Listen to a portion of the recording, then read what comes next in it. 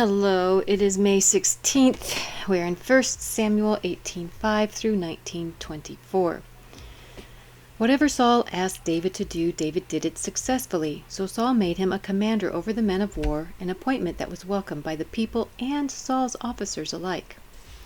When the victorious Israelite army was returning home after David had killed the Philistine, women from all the towns of Israel came out to meet King Saul. They sang and danced for joy with tambourines and cymbals. This was their song. Saul has killed his thousands, and David his 10,000s. This made Saul very angry, jealous much. "What's this?" he said. "They credit David with 10,000s and me with only thousands. Next they'll be making him their king." Oh, little does he know. So from that time on, Saul kept a jealous eye on David. The very next day, a tormenting spirit from God overwhelmed Saul, and he began to rave in his house like a madman. David was playing the harp as he did each day, but Saul had a spear in his hand, and he suddenly hurled it at David, intending to pin him to the wall. But David escaped him twice. Saul was then afraid of David, for the Lord was with David and had turned away from Saul. Finally, Saul sent him away and appointed him commander over 1,000 men, and David faithfully led his troops into battle. David continued to succeed in everything he did, for the Lord was with him.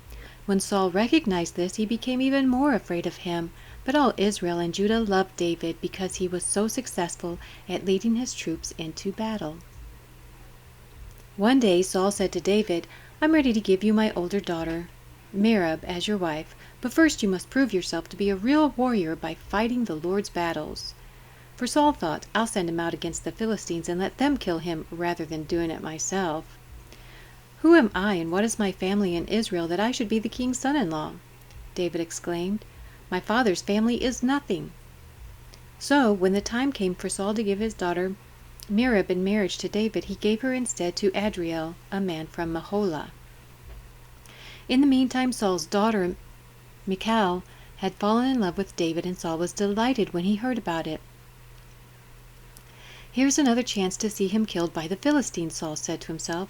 But to David he said, "Today you have a second chance to become my son-in-law." Then Saul told his men to say to David, "The king really likes you, and so do we. Why don't you accept the king's offer and become his son-in-law?" When Saul's men saw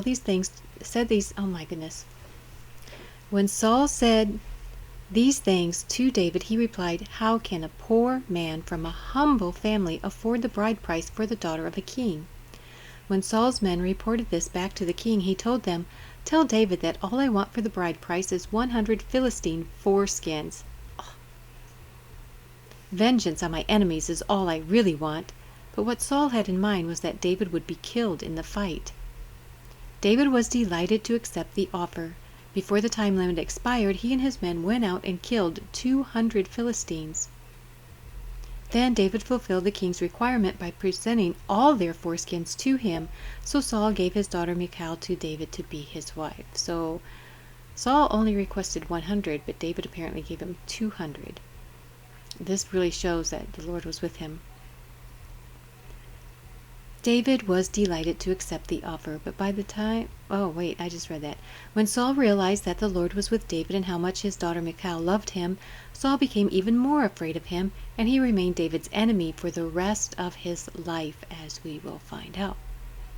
Every time the commanders of the Philistines attacked, David was more successful against them than all the rest of Saul's officers. So David's name became very famous. Saul now urged his servants and his son Jonathan to assassinate David, but Jonathan, because of his strong affection for David, told him what his father was planning.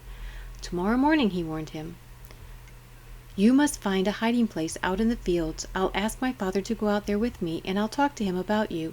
Then I'll tell you everything I can find out." The next morning Jonathan spoke with his father about David, saying many good things about him. "The king must not sin against his servant David," Jonathan said. "He's never done anything to harm you. He has always helped you in any way he could. Have you forgotten about the time he risked his life to kill the Philistine giant and how the Lord brought a great victory to all Israel as a result?" You were certainly happy about it then. Why should you murder an innocent man like David? There is no reason for it at all." So Saul listened to Jonathan and vowed, "As surely as the Lord lives, David will not be killed." Afterward, Jonathan called David and told him what had happened. Then he brought David to Saul, and David served in the court as before. War broke out again after that, and David led his troops against the Philistines. He attacked them with such fury that they all ran away. But one day when Saul was sitting at home with a spear in hand, the tormenting spirit from the Lord suddenly came upon him. As David played his harp, Saul hurled his spear at David, but David dodged out of the way, and leaving the spear stuck in the wall, he fled and escaped into the night. Then Saul sent troops to watch David's house. They were told to kill David when he came out the next morning. But Michal, David's wife, warned him, "If you do not escape tonight, you will be dead by morning." So she helped him climb out through a window, and he fled and escaped. Then she took an idol and put it in his bed, covered it with blankets, and put a cushion of goat's hair at its head. When the troops came to arrest David, she told them he was sick and could not get out of bed. But Saul sent the troops back to get David. He ordered, "Bring him to me in his bed so I can kill him." But when they came to carry David out, they discovered that it was only an idol in the bed with a cushion of goat's hair at its head. "Why have you betrayed me like this and let my enemy escape?" Saul demanded of Michal. "I had to," Michal replied. "He threatened to kill me if I did not help him." I think she could have said something better than that. I mean, that would just make Saul more angry, wouldn't it? It's his daughter, after all. So David escaped and went to Ramah to see Samuel, and he told him all that Saul had done to him. Then Samuel took David with him to live at Naioth. When the report reached Saul that David was at Naioth in Ramah, he sent his troops to capture him. But when they arrived and saw Samuel leading a group of prophets who were prophesying, the Spirit of God came upon Saul's men, and they also began to prophesy. When Saul heard what had happened, he sent other troops, but they too prophesied. The same thing happened a third time. Finally, Saul himself went to Ramah and arrived at the great well in Seku.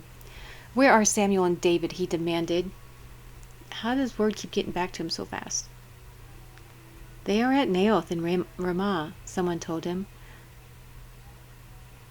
But on the way to Naioth in Ramah, the Spirit of God came even upon Saul, and he too prophesied.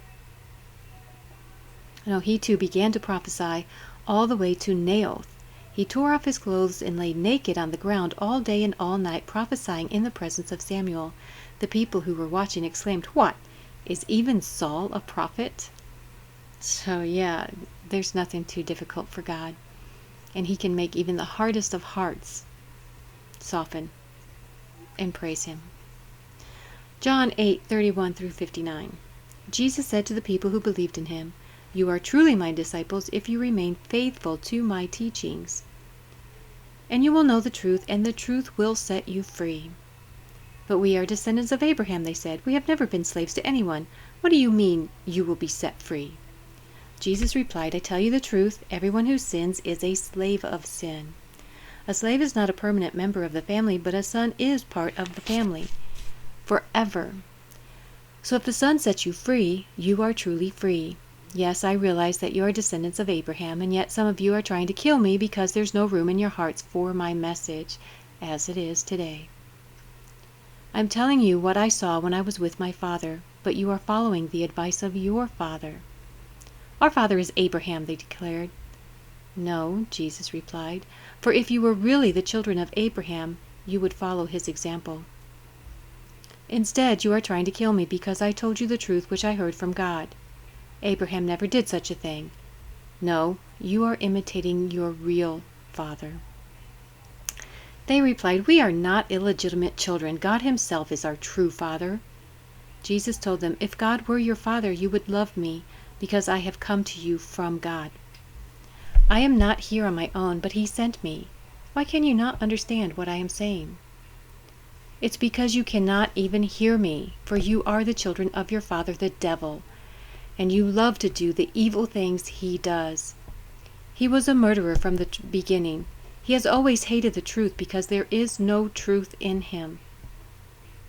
When he lies, it is consistent with his character, for he is a liar and the father of lies. So when I tell the truth, you just naturally do not believe me. Which of you can truthfully accuse me of sin? And since I'm telling you the truth, why do you not believe me? Anyone who belongs to God listens gladly to the words of God, but you do not listen because you do not belong to God. Don't let that be said of you. The people retorted, "You Samaritan devil! Didn't we say all along that you were possessed by a demon?" "No," Jesus said, "I have no demon in me, for I honor my Father, and you dishonor me. And though I have no wish to glorify myself, God is going to glorify me. He is the true judge. I tell you the truth, anyone who obeys my teaching will never die." The people said, "Now we know you are possessed by a demon. Even Abraham and the prophets died, but you say anyone who obeys my teaching will never die? Are you greater than our father Abraham? He died, and so did the prophets. Who do you think you are?" Jesus answered, "If I want glory for myself, it doesn't count. But it is my Father who will glorify me. You say he is our God, but you do not even know him. I know him. If I had said otherwise, I would be as great a liar as you, but I do know him and obey him. Your father Abraham rejoiced as he looked forward to my coming. He saw it and was glad." The people said, "You aren't even 50 years old. How can you say you have seen Abraham?" Jesus answered, "I tell you the truth, before Abraham was even born, I am." At that point, they picked up stones to throw at him, but Jesus was hidden from them and left the temple. So there again, just in, was it yesterday? And today, this is like the third time he referred to himself as I am, which is how God referred to himself to Moses. So you guys, don't scorn the Lord. Don't turn your nose up at him. While it is still light, turn to him. Accept him as your Lord and Savior. And get the peace and the joy that only comes from him. There you go. That's the daily reading for today. Don't forget to click over here for Psalms and Proverbs, and I will see you guys tomorrow. Have a great day. God bless you. I love you guys. Bye.